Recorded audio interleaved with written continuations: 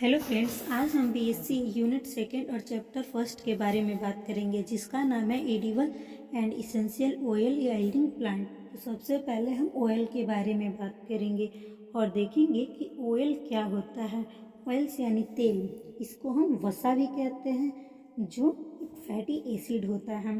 तो ऑयल्स क्या है? ऑयल्स एक केमिकल कंपाउंड होता है जो ट्राईग्लिसराइल ग्लिसरॉल और long chain of organic acid होता है, जिसमें चिफली पामेटिक एसिड और स्टेरिक एसिड और ओलिक एसिड पाया जाता है।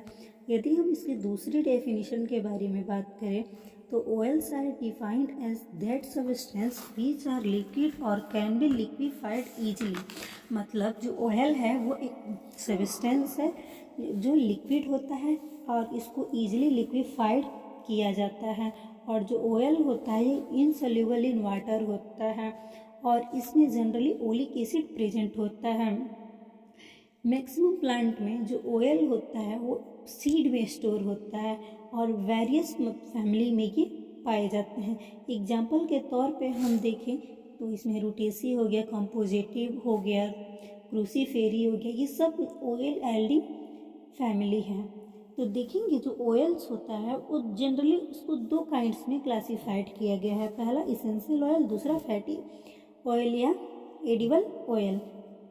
चंदन ऑयल जो सेंटेलेसी फैमिली से बिलोंग करता है, और ग्रास ऑयल जो ग्रेमिनेसी फैमिली से बिलोंग करता है, और अगला ऑटो ऑफ रोज और अटार गुलाब रोज ऑयल जो रोजेसी फैमिली से बिलोंग करता है। हमने देखा इतने सारे जो एग्जाम्पल है परफ्यूम ऑयल से बिलोंग करते हैं। अब हम देखेंगे फ्लेवरिंग ऑयल में जो some important essential oil used for flavouring are as below. यानी और अगला है क्लोव ऑयल और पिपरमिंट ऑयल। ये सब क्या है? फ्लेवरिंग ऑयल है। क्लोव ऑयल जो है वो मेटेसी फैमिली से बिलोंग करता है और जो पिपरमिंट ऑयल है वो लेविएटी फैमिली से बिलोंग करता है। अब हम देखेंगे नॉन वोल्टाइल ऑयल्स, इसको हम फैटी ऑयल्स और एडिबल ऑयल के भी नाम से जानते हैं। तो जो नॉन वोल्टाइल ऑयल है इसमें जनरली ओलिक एसिड पाया जाता है और fatty oils are insoluble in water. और जो फैटी ऑयल्स है वो वाटर में इनसॉल्युबल होते हैं लेकिन ऑर्गेनिक सॉल्वेंट में सॉल्युबल होते हैं। और मेनी फैटी एसिड, बहुत सारे जो फैटी एसिड हैं उसको प्रिपेयर्ड किया जाता है हाइड्रोजिनेशन के द्वारा।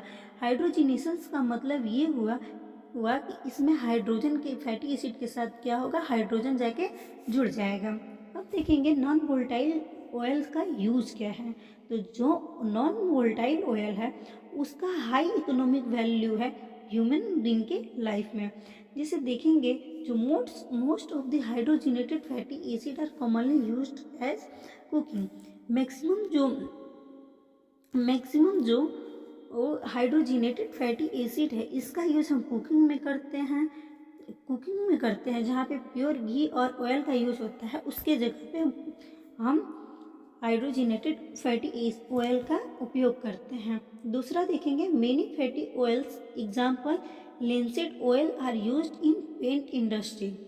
जो लिंसीड ऑयल है इसका यूज हम पेंट इंडस्ट्री में करते हैं।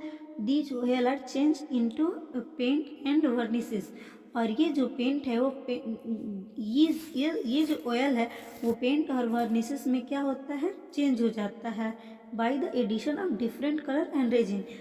डिफरेंट कलर और रेजिन को ऐड करने के बाद से। अगला देखेंगे जो मेनी फैटी एसिड है इसका उपयोग हम साबुन को भी बनाने में करते हैं। और जो सम इम्पोर्टेंट फैटी एसिड है उसका यूज हम कुकिंग मीडियम में करते हैं, जैसे मस्टर्ड ऑयल को हम आगे पढ़ेंगे। जो मस्टर्ड ऑयल होता है ये सेमी सिंथेटिक ऑयल होता है। सेमी सिंथेटिक ऑयल का मतलब ये हुआ ये इंटरमीडिएट होता है ड्राइंग और नॉन ड्राइंग ऑयल के बीच का, और ये ऑक्सीजन के साथ स्लो रिएक्ट करता है। आगे देखेंगे some are used in insecticide, और कुछ नॉन वोल्टाइल ऑयल है वो इंसेक्टिसाइड, सिंथेटिक रबर और लाइटनिंग में इसका यूज किया जाता है। अब देखेंगे वेजिटेबल ऑयल जो है या फैटी एसिड है उसको जनरली 4 क्लास में डिवाइड किया गया है। पहला ड्राइंग ऑयल, दूसरा नॉन ड्राइंग ऑयल, तीसरा सेमी सिंथेटिक ऑयल और चौथा फैट्स और टॉवेट्स। पहला देखेंगे, जो ड्राइंग ऑयल है वो बहुत ही तेजी से ऑक्सीजन के साथ रिएक्ट कर जाता है और एक फिल्म ऑफ सरफेस दिखाई देता है। एग्जाम्पल के तौर पे होता है सोयाबीन ऑयल।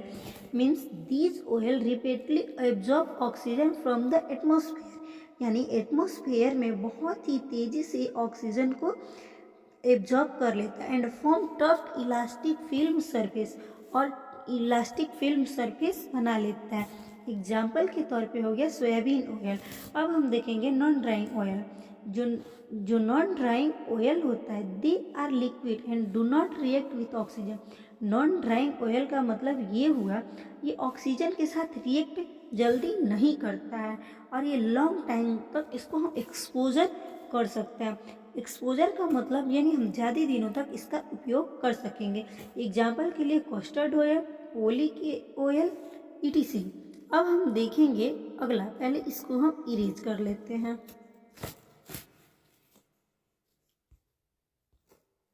अगला देखेंगे सेमी ड्राइंग ऑयल। जो सेमी ड्राइंग ऑयल होता है ये इंटरमीडिएट होता है ड्राइंग और नॉन ड्राइंग ऑयल के बीच का। ये जो सेमी ड्राइंग ऑयल है वो ऑक्सीजन के साथ बहुत ही स्लो रेट से रिएक्ट करता है। एग्जाम्पल के तौर पे सनफ्लावर ऑयल और मस्टर्ड ऑयल। मस्टर्ड ऑयल का हम जनरली अपने भोजन में इसका हम लोग यूज़ करते हैं, और जो मस्टर्ड ऑयल होता है ये हमारी सेहत के लिए उतना अच्छा नहीं होता है जितना कि हम लोग के सेहत के लिए वेजिटेबल ऑयल होता है। वेजिटेबल ऑयल का यूज़ जनरली हम लोग को अपने खाने में इसका यूज़ करना चाहिए, क्योंकि जो वेजिटेबल ऑयल होता है ये सॉलिड और सेमी सॉलिड होता है और ऑर्डिनरी टेम्परेचर पे ये रहता है। मीन्स दीज आर सॉलिड और semi solid at ordinary temperature. इसका मतलब ये हुआ, जो वेजिटेबल ऑयल है वो सॉलिड या सेमी सॉलिड होता है ऑर्डिनरी टेम्परेचर के लिए, जैसा कि कोकोनट ऑयल हो गया। जो कोकोनट ऑयल है वो हमारी बॉडी के लिए बहुत ही अच्छा होता है। अब इसके आगे की क्लास हम नेक्स्ट वीडियो में करेंगे, जिसमें हम इम्पोर्टेंट ऑयल एल्डिंग प्लांट के बारे में चर्चा करेंगे जो हमारे इंडिया में प्रेजेंट है। Thanks to all of you.